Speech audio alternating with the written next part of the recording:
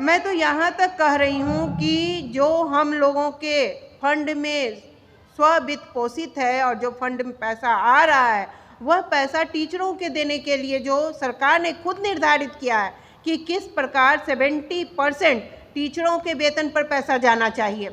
कहाँ जा रहे हैं पैसे? सरकार ऑडिट करवा क्यों नहीं रही है? किस प्रकार से ये जो पैसे का बंदरबांट चल रहा है सब जगह और हम लोग सड़क पर हैं।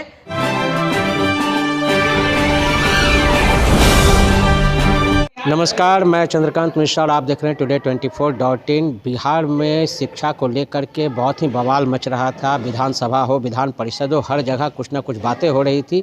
ऐसे परिस्थिति में जब यहाँ पे तमाम जो ट्रेंड टीचर हैं उन लोगों को राजकर्मी का भी दर्जा मिल चुका है, जो लोग उनको ट्रेनिंग देते हैं, मैं बात कर रहा हूँ विश्वविद्यालय अंगीभूत इकाई शिक्षा शास्त्र विभाग शिक्षक संघ की, जो लोग ट्रेनिंग देते हैं, ऐसे टीचरों की संख्या 400 है और ये सारे टीचर भी अभी अस्थाई नहीं है। आज उन लोगों ने बैठक किया है, प्रेस कॉन्फ्रेंस किया है और क्या सब बोल रहे हैं आइए सुनते हैं।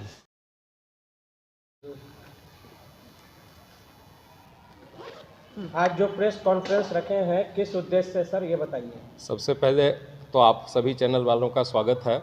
विश्वविद्यालय अंगीभूत इकाई शिक्षा शास्त्र विभाग शिक्षक संघ जो पूरे बिहार में स्ववित्त पोषित योजना अंतर्गत शिक्षा शास्त्र विभाग चल रहा है, जहां हम छात्र को प्रशिक्षित करते हैं, जो छात्र शिक्षक बनते हैं, यानी कि प्रशिक्षण देने का कार्य करते हैं।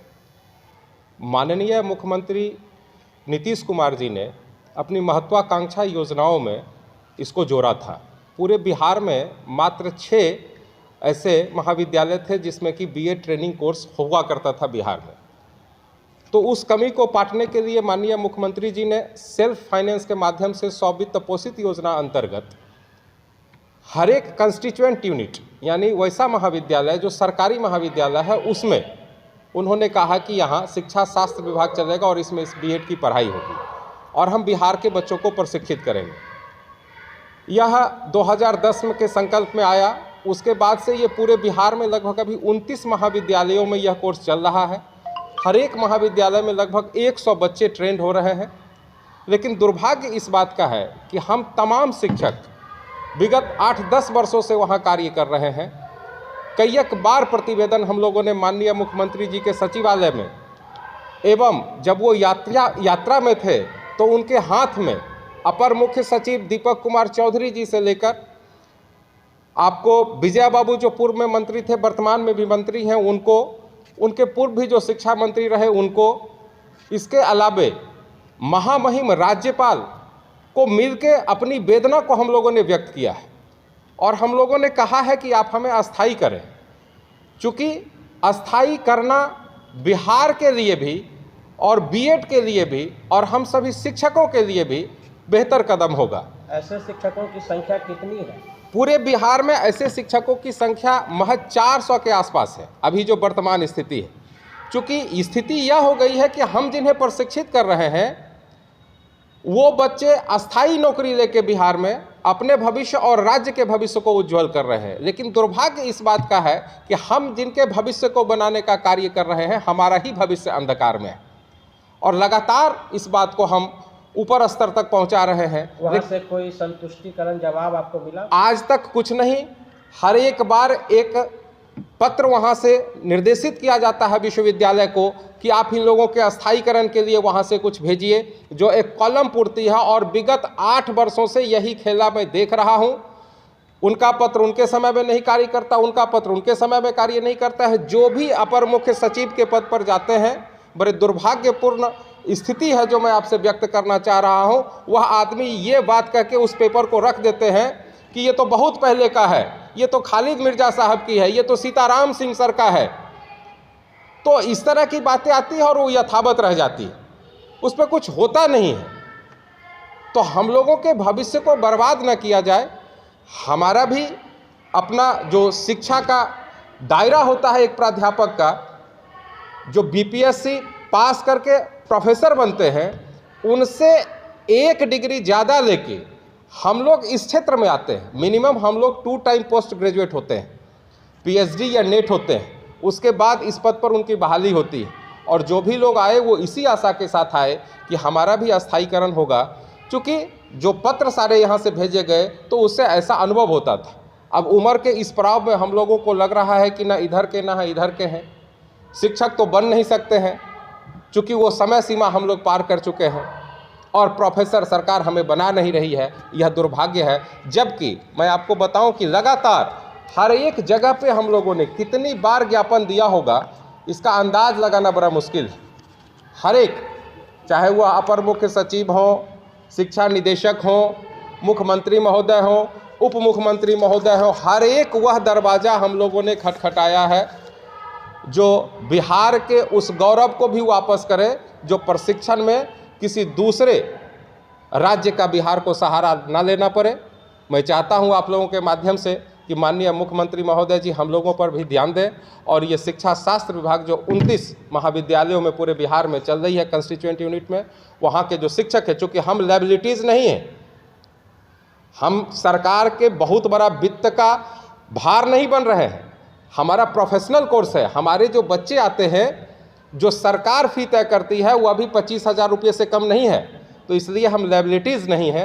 सरकार इसको भी समझने का प्रयास करे और हम लोगों का अस्थायीकरण करे। यदि आपका अस्थायीकरण नहीं किया जाएगा तो अगला चरण आपका क्या है आज के बाद?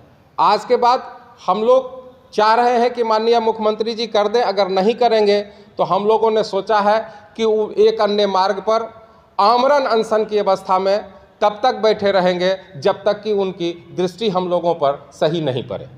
कि लगातार हमारी बातों को मीडिया रख रही है, लेकिन दुर्भाग्य का विषय यह है कि हम लोग लगभग 15-20 साल से जहां काम कर रहे हैं वहां हमारी कोई भी सुनवाई नहीं हो रही है। अभी आपने रुपेश जी को सुना, सारी बातों को सुना। मैं उसमें एक और बात जोड़ना चाहती हूं कि यूजीसी जो हम लोगों की नियुक्ति होती है, उस नियुक्ति में यूजीसी के मापदंड को लेते हुए, एनसीटीई के मापदंड को लेते हुए नियुक्त किया जाता है। नियुक्ति में कहीं कोई छूट नहीं होती है।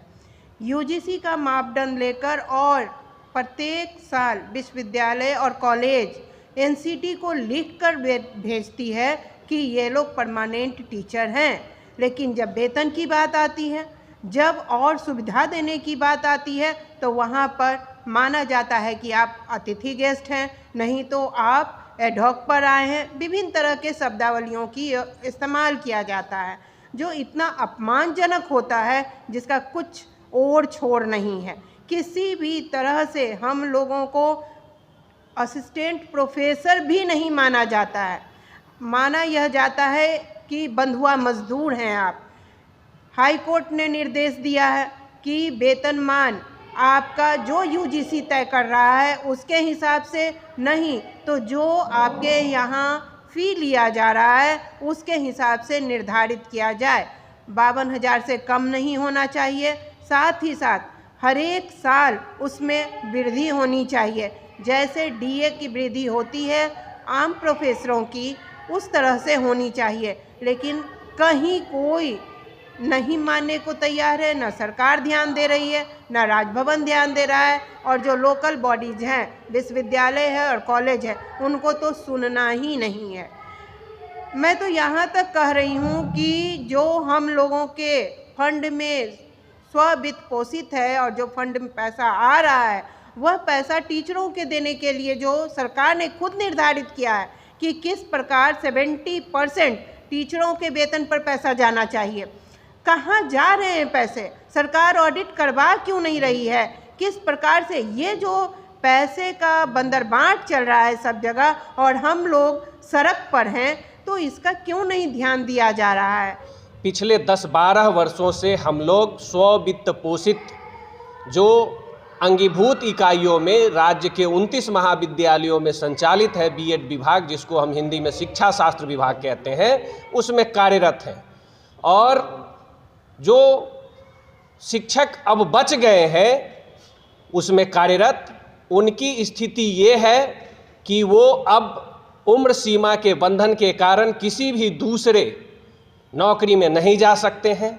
और यहाँ स्ववित्त पोषित योजना के नाम पे हम लोगों का 10-12 सालों से इसमें लगा होना इस चीज़ की प्रस्फुटित करती है कि हम लोगों ने क्या दिया है इस राज्य को। इस संगठन के माध्यम से हमारे अध्यक्ष महोदय, प्रदेश प्रवक्ता महोदय और हमारे सहयोगी ने सारी बातों को रखा है। हम लोग की बड़ी उम्मीद है इस सुशासन के सरकार से कि इन्होंने शिक्षा के क्षेत्र में और सभी क्षेत्रों में जितना काम किया है, हम लोग इनके साथ कदम में कदम मिला करके प्रशिक्षित करने का काम करते हैं शिक्षकों को।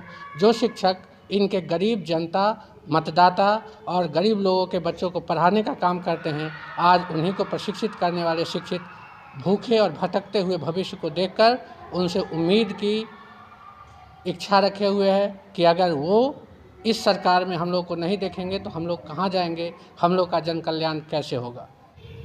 यहाँ पे आए हुए सबसे पहले तो हम सभी मीडिया कर्मी को तहे दिल से धन्यवाद देता हूँ।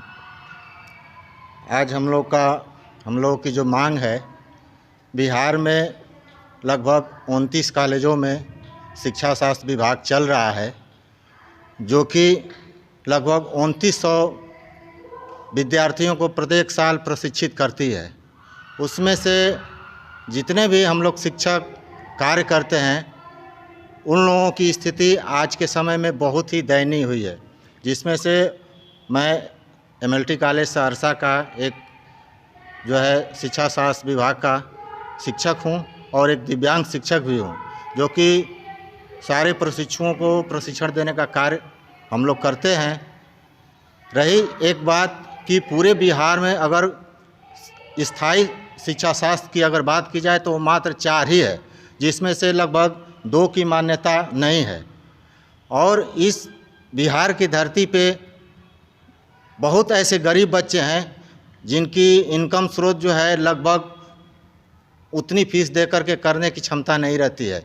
तो हम सरकार से यही मांग करना चाह रहे हैं कि हम लोग को स्थायी करते हुए और बिहार के बच्चों को भविष्य को देखते हुए हमारी मांग को पूरी करें। और के कैसे सदस्य लोग थे जो कि संतुष्ट नहीं है, जिनका स्थायीकरण नहीं हुआ है, आज भी ये लोग एडहॉक पर काम कर रहे हैं। इन लोगों की मांग है कि सरकार इन लोगों पर ध्यान दे। यदि सरकार इन लोगों पर ध्यान नहीं देती है तो ये एक अन्य मार्ग पर जाके आमरण अनशन करेंगे और तब तक बैठे रहेंगे जब तक कि सरकार इन पर ध्यान ना दे। तो इसी तरह की तमाम खबरों से जुड़े रहने के लिए आप हमारे चैनल को लाइक करें, शेयर करें और सब्सक्राइब करें। आपके तमाम सवालों के जवाब की जीत के साथ मैं Chandrakant Mishra, today24.in। Thank you. Video को लाइक करें, शेयर करें, सब्सक्राइब करें और तमाम तरह की खबरों से जुड़ने के लिए बेल आइकन को ज़रूर दबाएं। धन्यवाद।